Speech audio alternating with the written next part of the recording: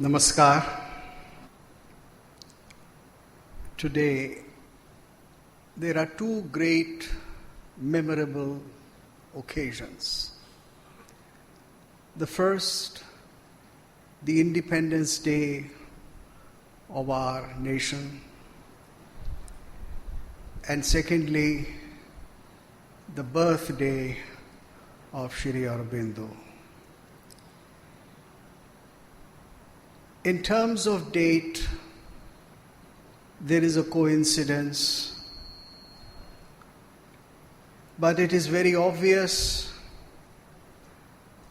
that there is a much greater and a deeper meaning to it. 1947, 15th August, is the day that marks the change over from one political setup to another. From the domination of India by a foreign and a Western power to the destiny of independence, independent flowering and looking forward into the future. The birthday of Sri Aurobindo marks something which is connected perhaps to the wider scope of history. It is connected not just at the political level, but at all levels of human existence and Indian existence. So whereas there have been in history change over in political orders, and they have affected the destiny of India, there have been a greater series of events when people who have changed the destiny of India in a manner which does not become obvious in, let us say, 50 or even 100 years, but it takes much, much longer time for us to realize as to what was the significance of that event. The birthday, the coming of Sri Aurobindo, the birthday of Sri Aurobindo, the starting of his life, and his being born, his doing all the activities in his youth, primarily political to begin with, and then going over to a vast and a greater action which connects to thousands of years of history of our country. We have to see both together because both have a tremendous meaning for our lives. Just as we want to be a free, politically independent, non-dependent, non-harassed nation by others, similarly, we want to rise into a greater level of consciousness in the unfolding of our civilization. Now that rising to the higher consciousness is the act of Sri Aurobindo's arrival.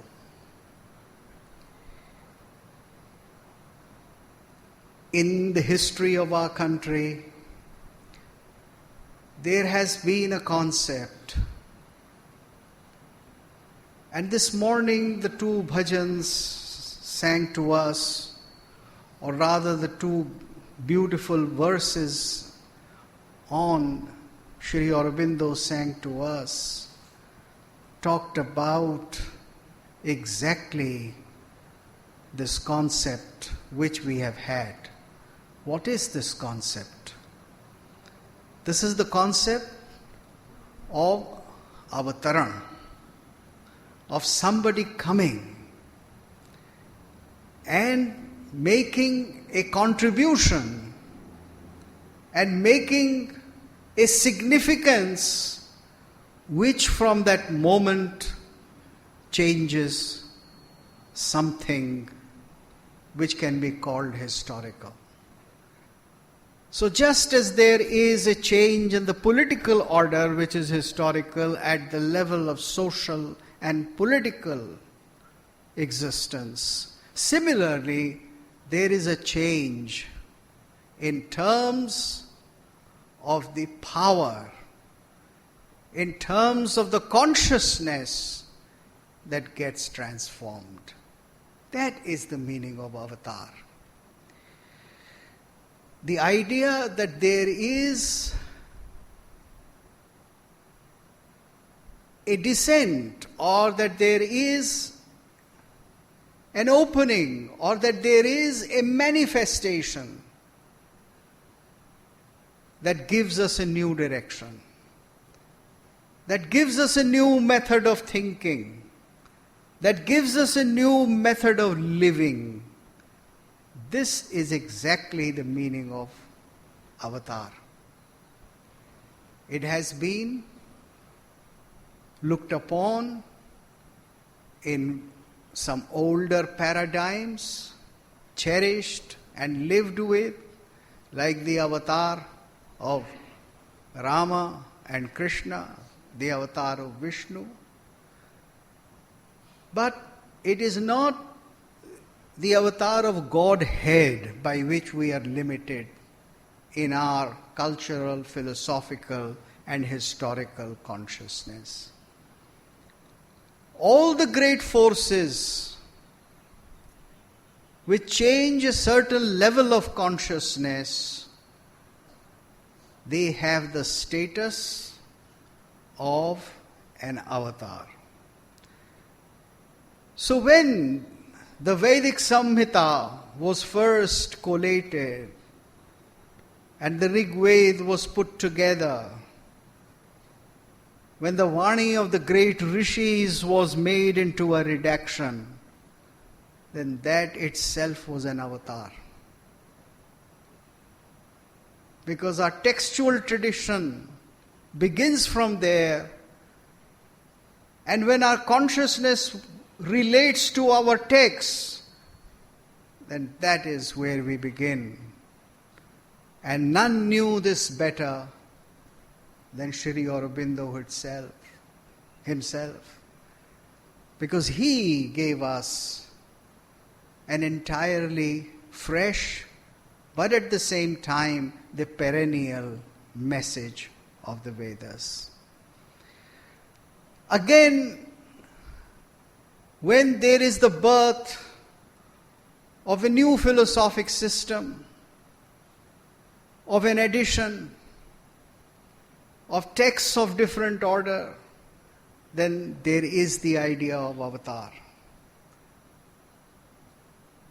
So, the status of the Upanishad is again that. And then we have a history of formation, of consciousness transformation, of texts and ideas, of practices in Indian civilization that make a long line. It is in the same order that we have Shankaracharya, that we have Kabir, that we have Tulasi, that we have Sri Aurobindo. How does today Sri Aurobindo stand out for us as the giver of a message which is more essential and more pertinent to our lives today? This talk, as Bijlani ji laid before me in terms of its title, The Relevance of Sri Aurobindo's Thought in Today's India. How does Sri Aurobindo communicate to us? And hence, if we understand his message, if we understand the life force that he renewed in us, if we understand that, then we would really be celebrating his birthday. Then we would really be celebrating his avatarana, his coming, his contribution. How do we understand it, and why is it that he is so significant? It's not just that I am here in an Aurobindo center and that I have to say something special about Sri Aurobindo because it is his birthday. It is not that. The truth is that I consider Sri Aurobindo as one of those rishis, rishi or maharshi or devarshi. These are all categories, but they essentially describe the rishitva, the giver of the truth, the one who is able to sustain and renew the rhythm again in us. How is it that Sri Aurobindo stands out? In our cultural, religious and philosophic life today in India, there are approximately 4 major streams or tendencies. All our thinkers related to tradition, related to history, related to culture, related to religion, they could be, for the sake of discussion, be divided into 4 categories. The first is the category of the very well-known, established traditionalists who believe that whatever discourse that we have inherited, whatever institutions that we have, they are good for all times, they are shashvat, they are perennial. And preserving them and keeping them will be the best thing. Nobody can deny the significance of our heritage and what we have inherited. But we have to look beyond.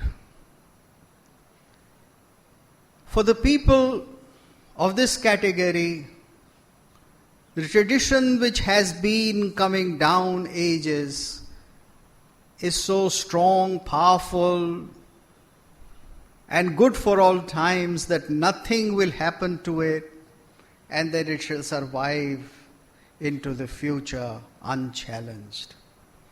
I do not wish to take names of the people who believe that way, because sometimes that arouses unnecessary controversy, and lectures of this kind are not the right venues of that kind of a discussion. But you know very well what I mean, that there is the group of people who think that institutions, the thought and the ideas that we have inherited will continue, and that they are right and fine as they are, whether they belong to one religious denomination or another religious denomination, one philosophic system, whether it is Hinduism, Islam, Christianity or whatever. So they would say that this is fine. Then there is another category of people who say that all this has come is not at all relevant. It's not going to help us at all. It is all outdated. It all suffers from all kinds of backward-looking syndromes and is not going to help us. There is this other radically opponent group. The group which is largely Anglophonic. The group which largely derives its strength from Western paradigms and discourses and universities in America, England and Europe. The group that largely rules the country through bureaucracy, through political order which is much more closer to Europe and America than to the nation itself, which in spite of rejections from the nation politically continues to think that they have inherited a political order which belongs to them and nobody else, and which does not want to budge or change, and which rejects tradition, which rejects what we have inherited. There is the other.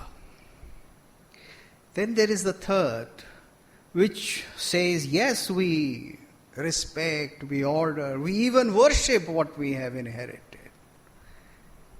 And we need tremendous social reform. It is very essential to talk about transformation of society. That man is good, that man is neither fallen as Christians believe, that man is neither ignorant or in avidya as Vedantis believe, that man is neither weak or subservient to destiny as some fatalists may believe,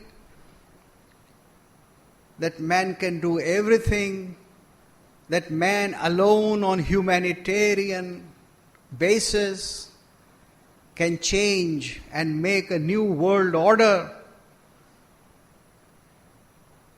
And social change, social reform, social transformation is the ultimate thing. And even the traditional forms of civilization need to become subservient, or some of the ancient ideals can be and must be quickly adjusted. When this happens, then you know what we see. We see a lot of sannyasis in the ochre robe in the parliament. Because the ochre robe believed that it was for moksha. And then the ideal of moksha or individual liberation is wedded to the idea of social liberation.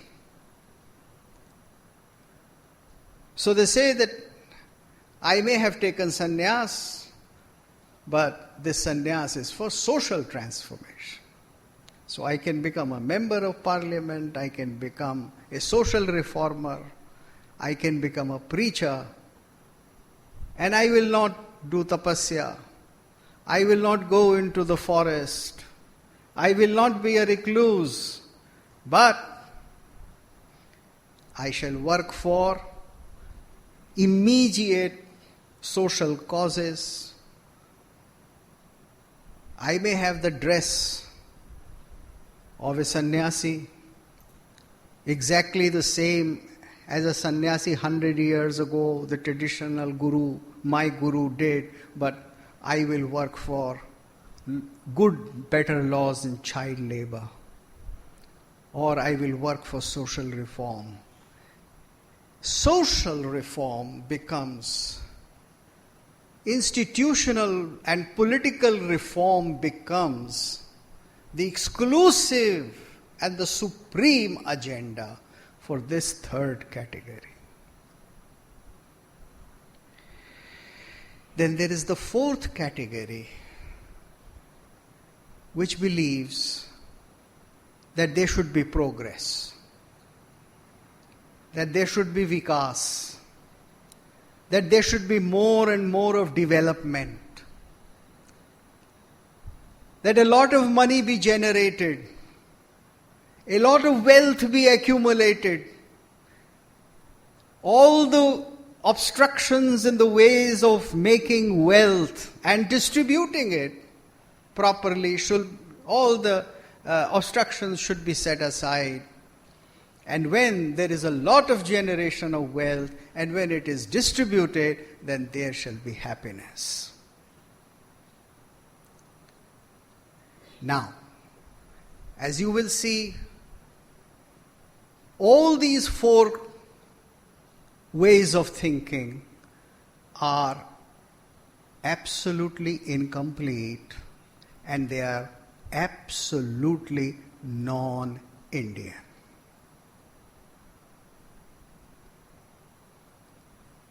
They are absolutely non-Indian.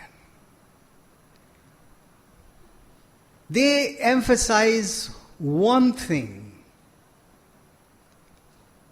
too much at the expense of other things.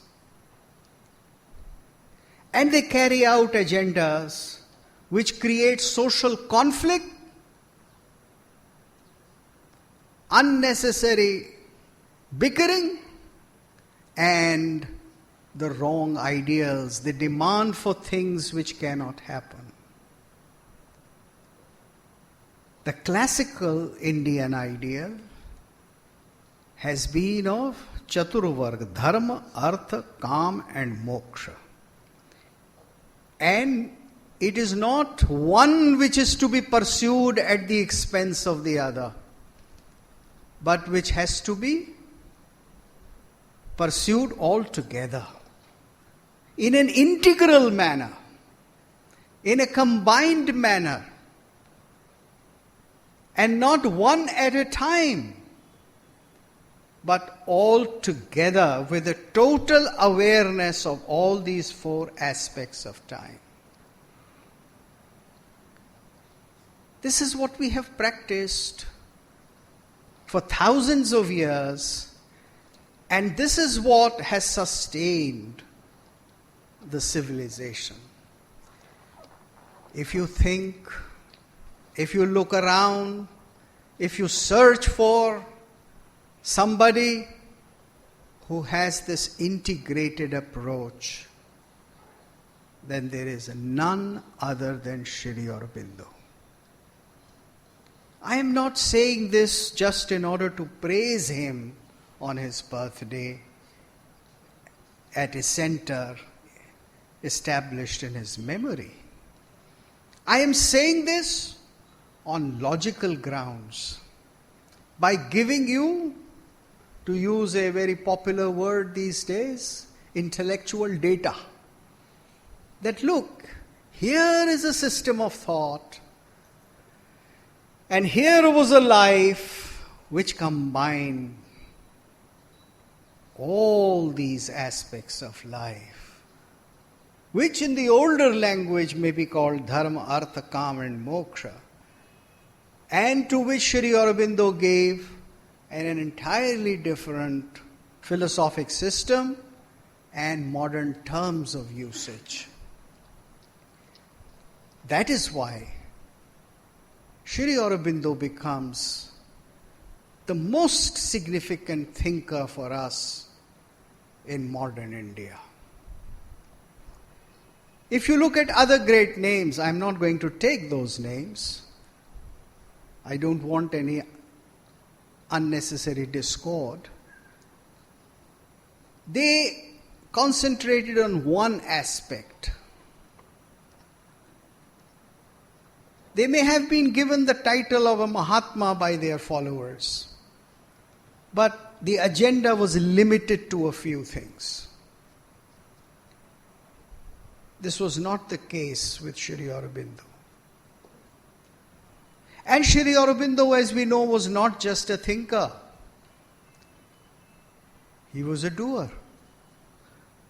You all know that till 1910, the man most dreaded by the British Empire was Sri Aurobindo. That is what they wrote about him, that he is the most dangerous man to our existence in India. So here was a revolutionary. Here was a man who talked about a change of order with power, not with some notions of fuzzy non-violence, but of direct change through power, through purusharth, following the classical ideal of political karma. And he practiced it till he was called by a greater call to go to the higher level of consciousness about which I talked in the beginning of my talk. And then it is through that he gave us the tremendous variety of things which are valuable in our life and which have to be integrated. So you have the poetry of Sri Aurobindo, you have the social thought of Sri Aurobindo, you have the new social order also.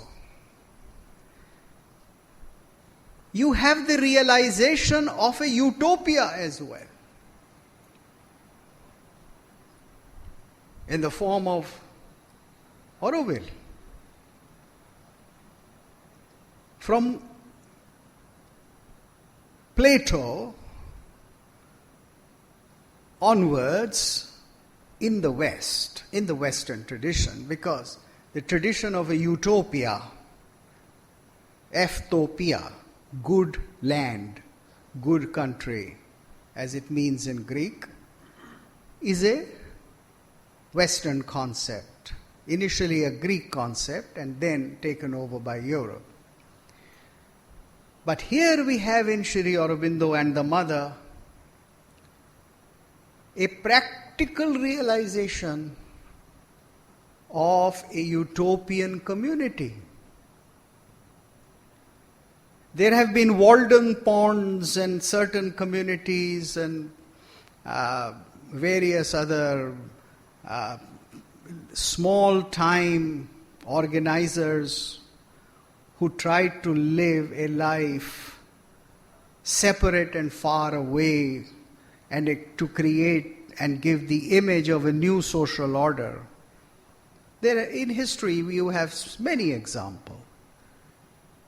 But you have the most integrated example and the most vigorous example in Aurobindo. So it is in this that whatever idea he thought about, whatever philosophical system he gave us, he saw to it that there is a method to practically realize it. That exactly is the unity of dharma, artha and kam and moksha. That you do not, if you are a sannyasi, merely retire. That you don't think that just social service is good enough through dharma. That you don't think that satisfying your desires and creating a whole concept of development alone by artha and kam is going to solve problems in life. That you bring them all together and you make a simultaneous effort for all things together. You know, this idea that all the different purusharthas or the aims of life should be practiced together comes from a classical Indian text. And you would not believe where it comes from. It comes from Vatsyayan's Kama Sutra. It is in the beginning of his Kama Sutra that Vatsyayan has told us, written very explicitly, I don't remember the sutra today, that different aims of life should never be pursued, and least of all, karma should never be pursued exclusively. It should never be pursued in a manner that it causes harm to another. Somehow or the other, the greatest malady of contemporary India is exactly this. That each of us is so possessed with his own agenda that we do not think of other aims of life, let alone of other people around us. So, if we have to seek vengeance, we can hold the whole country to ransom and wash out a parliament session. If we want to make a political point, then we can forget everything else and pursue our agenda alone. And different people spell out their agendas as the best and as a salvation, but we know it is not so. This idea that life is integral was put before us by Sri Aurobindo. His whole concept was again not restricted by tradition. So far, I have talked about Sri Aurobindo as somebody who comes in the line of great Indian thinkers. But that again would be limiting Sri Aurobindo, because he goes beyond that also. He goes beyond the East, he goes beyond the West. He rises above the both and again creates a harmony and an integration. You should all remember that Sri Aurobindo is the thinker who says that evolution has not come to an end. Darwin talked of evolution, and he caused tremendous conflict when he put forth the idea. And to this day, the conflict has not subsided in the West. There are people who say that no, as written in the Genesis, the first chapter of the Old Testament, God created this earth, this universe, I think in 6 days, and then he rested on the 7th. So the creationists are still a very strong force. And there are battles whether creationism should be taught in schools or not. And then there is the evolutionist. Sri Aurobindo gives us a vision and his own experience, saying what to talk of this physical evolution, what to talk of this evolution at the level of just the cell, just the body, the pinda. Let us say from protozoa, initial life into fish, and then mammal, mammals and reptiles and birds and human beings, finally the Homo sapiens. No. Evolution is going on, and from man there will be the birth of the supramental being. It's a revolutionary idea. It's an idea which takes evolution to a higher level, in which the contribution of Western science is incorporated. And yet the idea is not alien to our traditional philosophies. Because yes, that is quite a possibility in creation. What is to this day a source of bloody battles in the West, which originated with the idea of evolution, was resolved by Sri Aurobindo, and in a manner in which nobody needs to claim an exclusive vision. It is an integrated vision, and it is an open invitation to all mankind. So as a thinker, he is beyond East and beyond West. As I said, that he talks about leading life in the best possible manner and in all its aspect with a fineness. This idea of doing everything in the best possible way, the best possible manner, is clearly spelt out in the Bhagavad-Gita. How does the Bhagavad-Gita define yoga?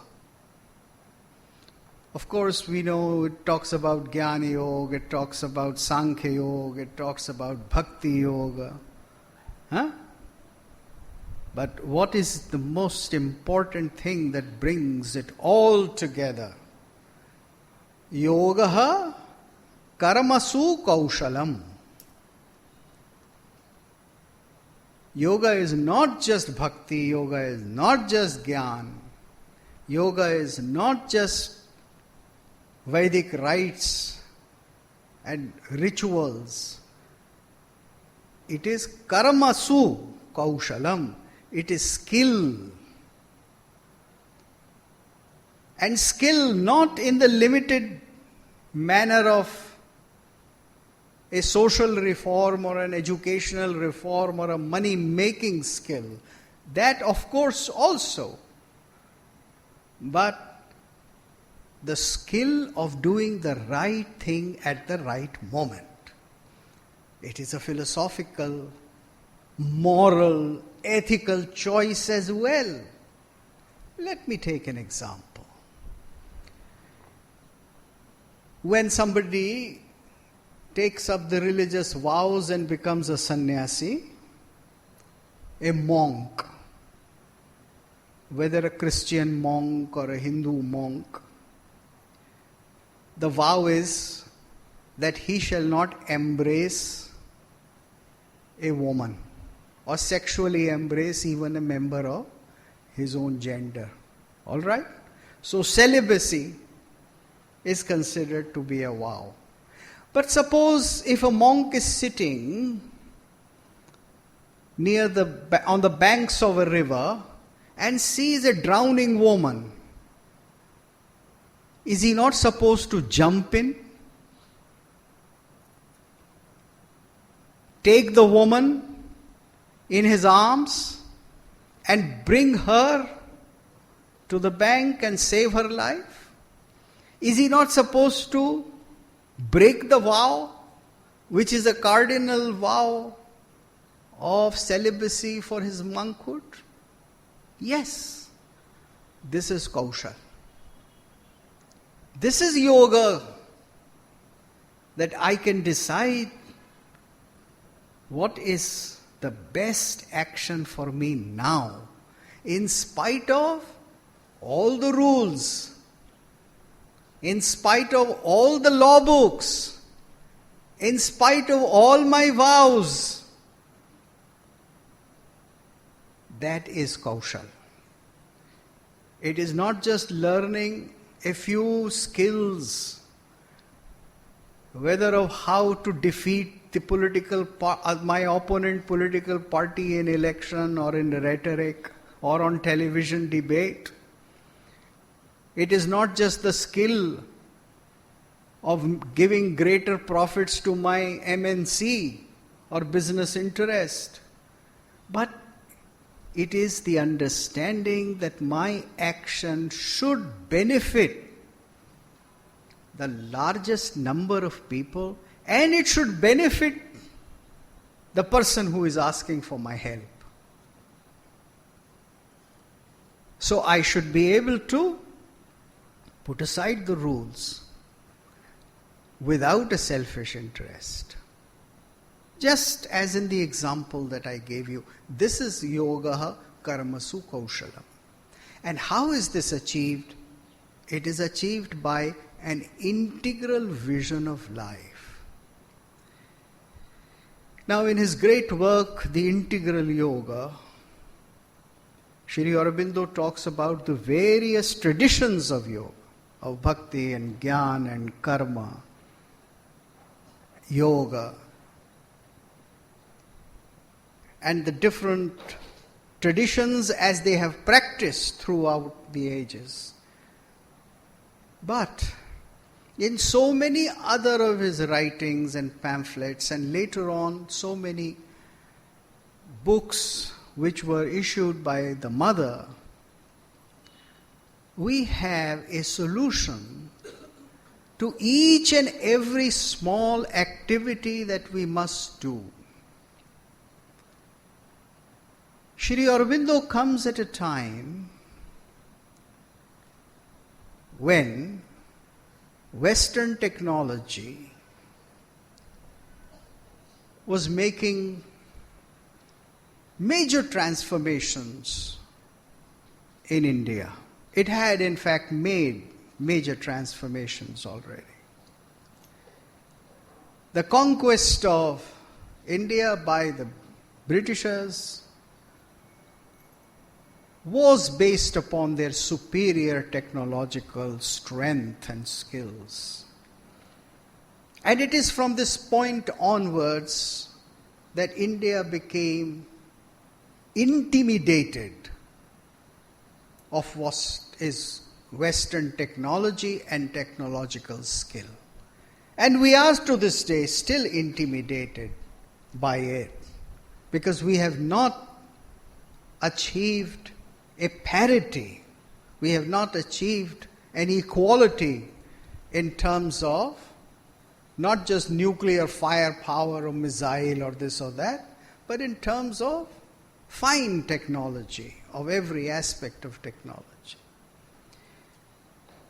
And in the 19th century itself, we created a schizophrenia in ourselves. We tended to think of our civilization as primarily spiritual.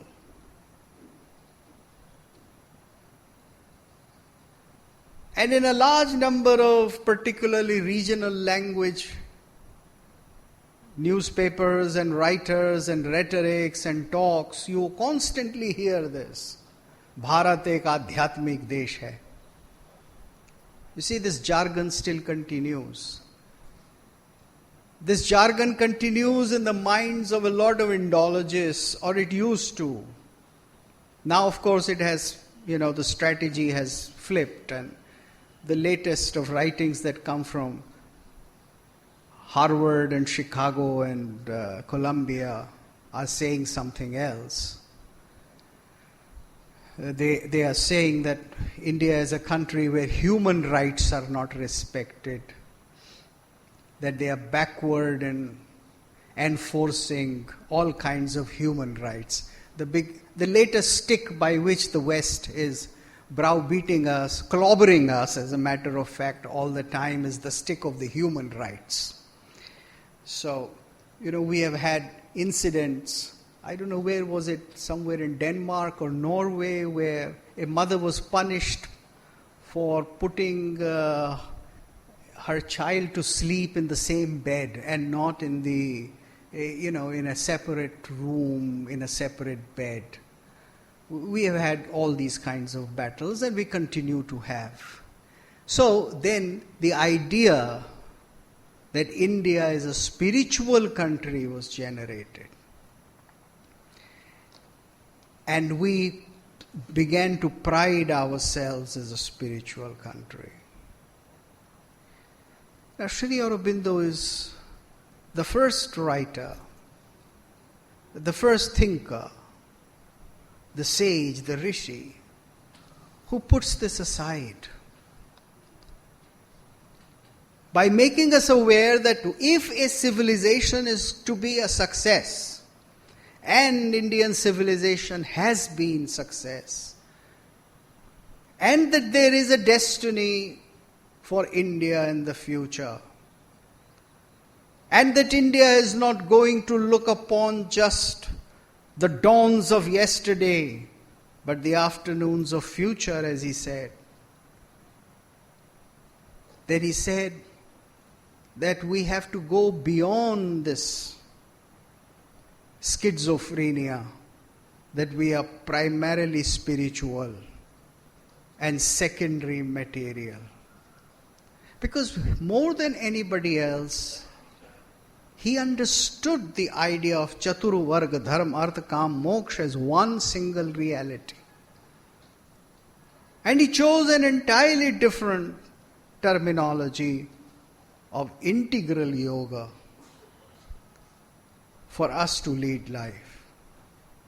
He chose the terminology of yoga because yoga, as I said, was never only for non-worldly concern. Yoga was not just a sadhana for moksha. It was not just for emancipation or salvation. If you look upon, if you carefully examine this idea of salvation, that you shall be free,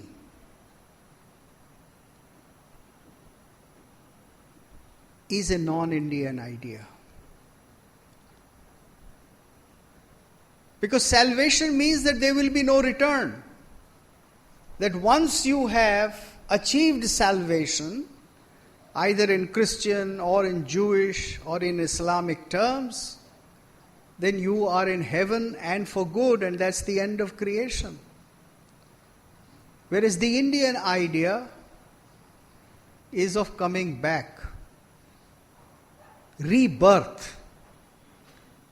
Because freedom from rebirth, the cycle of birth and rebirth, is available only to extremely few people. It's a cultural presumption that you will be born again.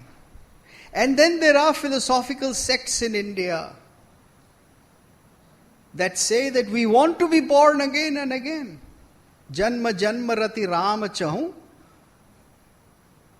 padana chahu nirvan. I don't want nirvan. I want rebirth again and again. There are very clear philosophical systems within our country. So, the whole idea that life, that religion, that spirituality is an otherworldly pursuit was entirely rejected by Sri Aurobindo. Because he wanted India to live an integrated life. This is the essential message of Sri Aurobindo. And this is a message which is not only exclusivist within the Indian context, but within the global context. because he rises above, far above the dichotomy of the East and the West. And he showed us the way. He showed us the way through his poetry, through his philosophic writings, and eventually it was shown to us through the formation of Aurobindo, that whatever you think should be able to be brought down into practical living for the transformation of our system. That there is not going to be a utopia in the air, but there is going to be a utopia on the earth. Thank you so much. I would now welcome some questions, and we can enter into a dialogue and a discussion. Please be very brief in your questions so that more people are able to participate. Thank you. I'm sorry, could you be a little louder or? You mean I talked about Maharshi, Devarshi and Rishi. Is that what you said, the category? Yes. Yes, and Devarshi, etc. These are traditional classifications. I don't think they are very important for today's talk or the subject, but very briefly, they relate more to the realm in which certain rishis of the past have operated. For instance, Narad is considered to be a Devarshi because he is not born of any human. He is born of Brahma. And it is a philosophic way of saying that he is pure mind and consciousness. Then there are other categories of Maharshi, that is those who are born on earth and do something on earth. Then there is the category of Rajarshi, that is those who were rulers once and attained a great sense of liberation and consciousness and knowledge, and even Buddha could be included in that because he was a prince. So these things relate more to the sociological aspects of the rishis. But a rishi, as I said, is somebody who has seen the truth and brought the truth to us, one who knows the Rit. And in his work, Message of the Vedas, he Sri Aurobindo talks about it. It's quite clear from what you said into some natural process in which we do not have any. No, we all have, nothing comes unless there is action, unless there is karma. And there is so much which can be done about Sri Aurobindo. Sri Aurobindo's work, his writings. I think what we have to do now is to bring Sri Aurobindo's writing into a more contemporary medium of expression. You see, Sri Aurobindo came in an age when print was the dominant media. Say, if you go 200 years before Sri Aurobindo, before the age of printed books in India, before print came in, we lived in a period in which there was dialogue and discussion. It was the age of oral dialogue. If you see the medieval paintings, you will see that people leave their city, even kings and princes leave their palaces, and they go into some obscure region in the country to a sage, to an alim or to a mushrik, somebody who knows, who is illumined, who is enlightened, and we talk. You ask a question and then there is an answer. Or that you go and he throws stones. That itself is an answer. Then comes the age of print, when books take over. And somebody told me that in the 19th century, India printed a larger total number of books than the whole of Europe. Once print came into all the Indian languages. So, Sri Aurobindo was writing everything.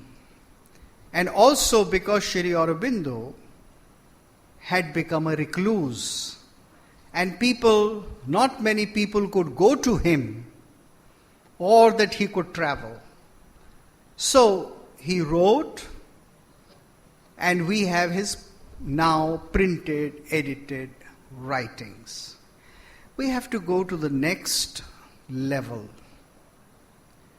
India has come out of the print age long back. The whole world has come out, we also came out. And today, we are in a multimedia age. We are in a digital age. I think we have to bring the message of Sri Aurobindo in the multimedia, through the multimedia. Now that means many things, because this has to be done for audience of different kinds. Right now, our idea of pursuing Sri Aurobindo is that those who are very intellectual, investigative, largely interested in spiritual concerns will go to Sri Aurobindo and the Mother. Sri Aurobindo is considered to be a spiritualist, right? A spiritualist leader or a spiritualist saint or a spiritualist prophet, if I may use the word. Now that has to change. No. Sri Aurobindo is a rishi.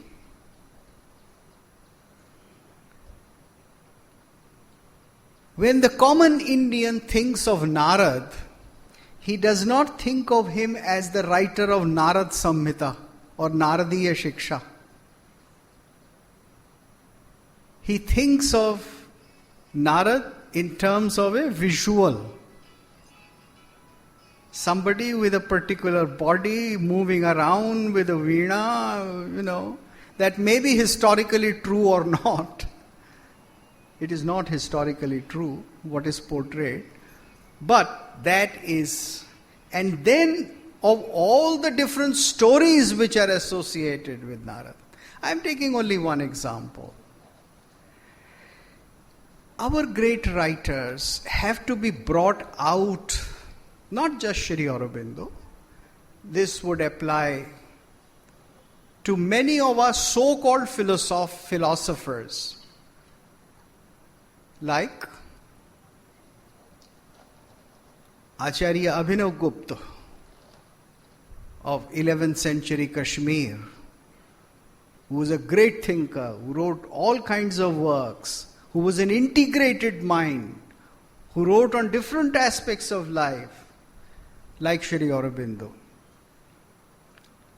We have to put these things into multimedia. For children, for grown-up children, for young adults, for middle-aged women and men, and for very elderly people like me. When we are able to talk about, and this largely applies not just to Sri Aurobindo or a few other great thinkers, it applies to our cultural heritage as a whole. One of the greatest failures of independent India has been not bringing heritage to the young. It's the greatest failure, and it is the biggest reason why we have not so far found our rightful place in the committee of nations. Because we have not found our voice. So, if that happens, Sri Aurobindo would be alive. He would be alive to a little girl in nursery.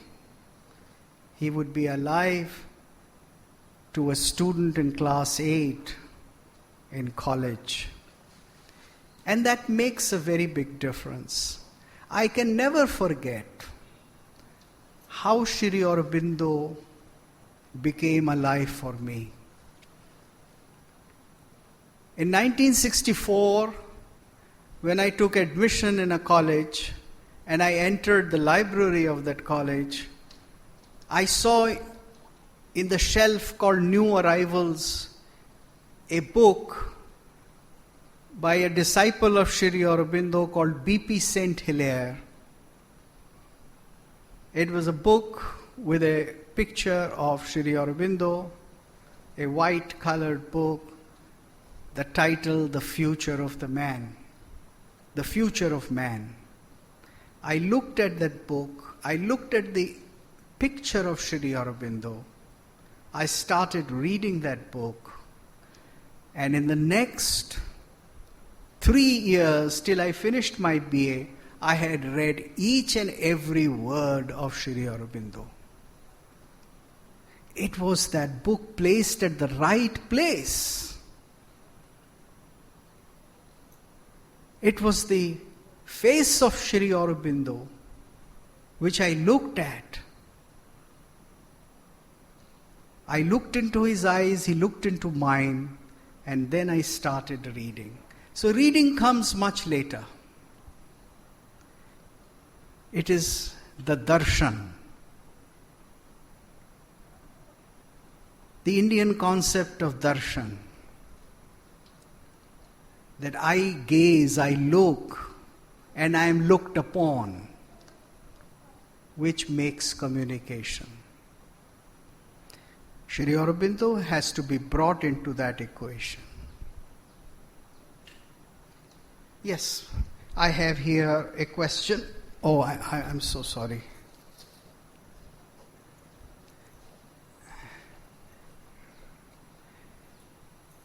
As Sri Aurobindo said, we do not belong to the past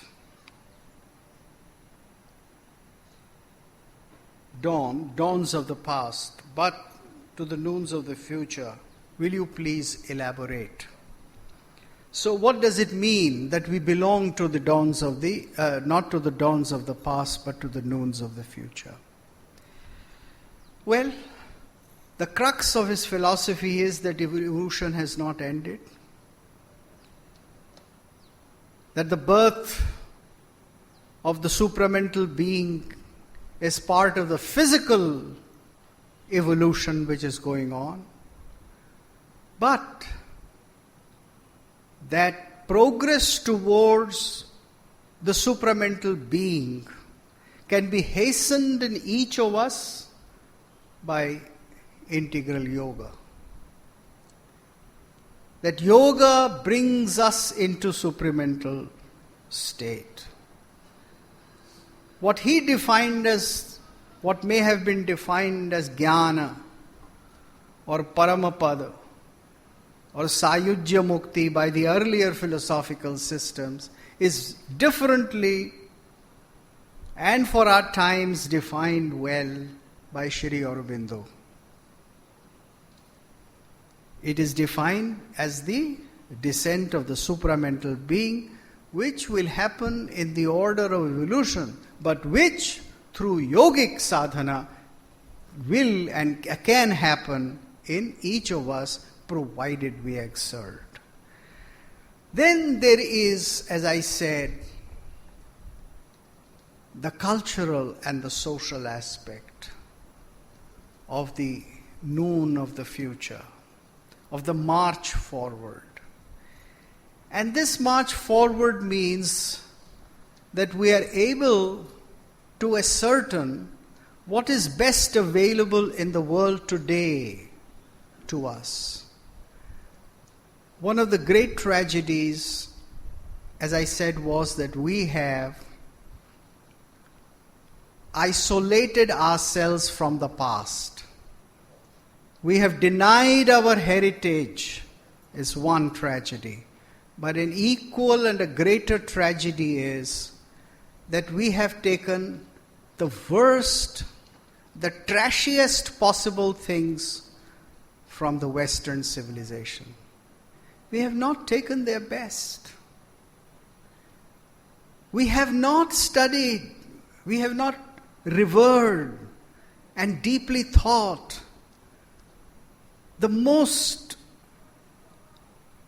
excellent ways of thought, philosophical systems, ideas, values of life, which the Western civilization has generated in the past 2,500 years. We have not paid any attention to it. We have taken only the crudest aspect of it. And this is exactly the syndrome in which we are still living. Every diplomat would like that his son or daughter goes to Harvard. Every rich man in India would like that his children are able to find jobs in America. It's only at the level of a material acquiring syndrome that we look upon the West. And no serious student of the West would say that this is the best of the West. It's the worst of the West. Our whole political jargon, our whole social jargon is not dependent on any fine values, whether of India or of outside India.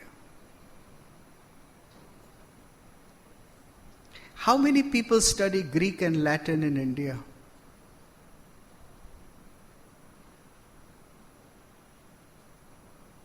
If somebody does, he's made a fun of. I am among 2 or 3 people who studied Greek. And my own university colleagues made fun of me. They totally disrespected and disregarded the work which I produced after studying Greek. It's only when the Greeks and the Europeans and the Americans acknowledged my work that my own compatriots thought that they should even purchase my book for their library. This is the mental destitution in which we are living. Sri Aurobindo was a master of Latin and Greek. Sri Aurobindo read the great epic of Omeros or Homer in the original. We have before us this great example in our recent history. He can guide us. We can be inspired by him, not just to worship him.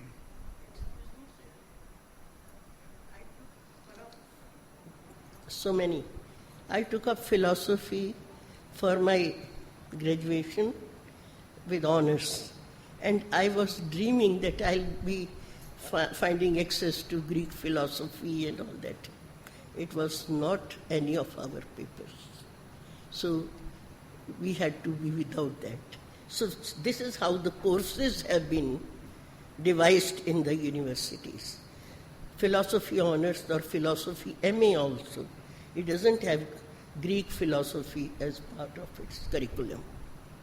Yes, what you say is correct, and it does have just a bit of it, Greek philosophy, and it has other systems also, but all these subjects like philosophy, like aesthetics, like the study of intellectual systems, they are taken very lightly. And you see, we have created a whole jargon where every parent wants to send his son or daughter in something, in a career which will just bring money.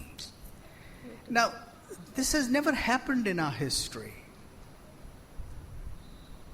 I know that today it would be almost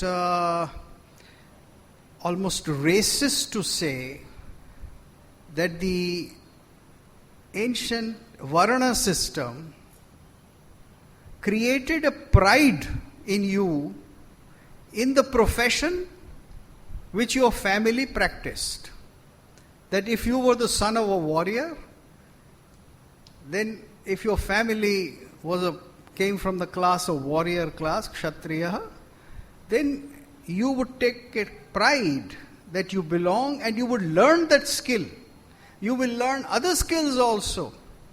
Maybe you would do other professions also, but you would be proud of the fact. Today, our modernity has taught us not to preserve anything. We need not preserve some of the dead, useless, outdated restrictions that come to us from tradition. We should shed them as early as possible. But we should certainly cultivate the values, the idea that what is my Paitrik karma, what is something which has the skill which my family has, that is something which every child in India should inculcate. Because you should take what is yours and take more. Now this schizophrenia, that no, I want to do something else. I don't like what my father does. You see, this is the general education which we are given. You be independent. You think what you want. You discover yourself. And as a professor in the university who taught for 40 years, I know that most people don't discover themselves till they are 35. And they have lost everything. So the whole idea that first of all we take values, the fine values. And before we go to take values from somewhere far off, let us preserve and understand our own, and then also take what is available to us. But the quality things, we are so fascinated by baubles, by things which entice you for a moment. Our whole civilization today has gone into this pursuit of the temporary, ephemeral. Our whole advertising industry, our whole education system is geared towards that. It's not geared towards abiding things. Things that will stand you for years and years. I have seen how the universities are throwing out the classics and they are taking very, very ordinary contemporary pieces of writing and teaching them as valuable, as something which will bring social reform, which will create more liberated women, men with vision, etc., etc. But exactly the opposite is happening. You see the TV serials? What are TV serials full of? Vampires, women of worst character, So on one side, we want to create a freedom and a safe world for women in India, and no politician is tired of proclaiming that he shall do it. But in practice, we have created a television in which millions are watching television series and television serials in which you see only women of the worst character. I am sorry, but is it not the truth? So what we are really pursuing is money.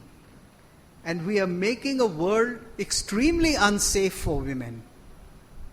We are doing exactly the opposite of what we are doing. We are not showing noble women characters or women characters of great sacrifice and achievement. We are showing petty women character, one after another. I think this is the sickness out of which we have to come. And it is only our great writers, our great thinkers who can deliver us. Otherwise, as a civilization, we are lost. Yes, please, sir. Could you take the mic, because otherwise I won't be able to hear you at all. Just a little clarification. हाँ mic ले लीजिए जी.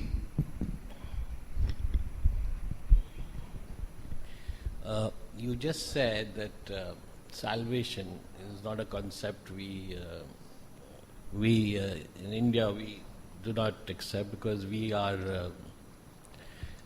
our soul is reborn and we look at that. But the clarification I want is, what is Sri Aurobindo? Because as we have learnt in our teaching that we have these so many 64,000 births, and our human life, when we are born as a man, a human being, is the last chance we get to really integrate ourselves with our Atma, God, and reach heights and do not be born again. So is my thinking right, or I want some clarification on this.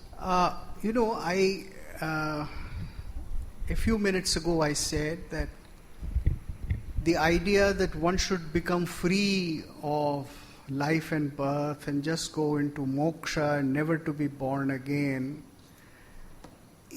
has been the philosophic pursuit of only one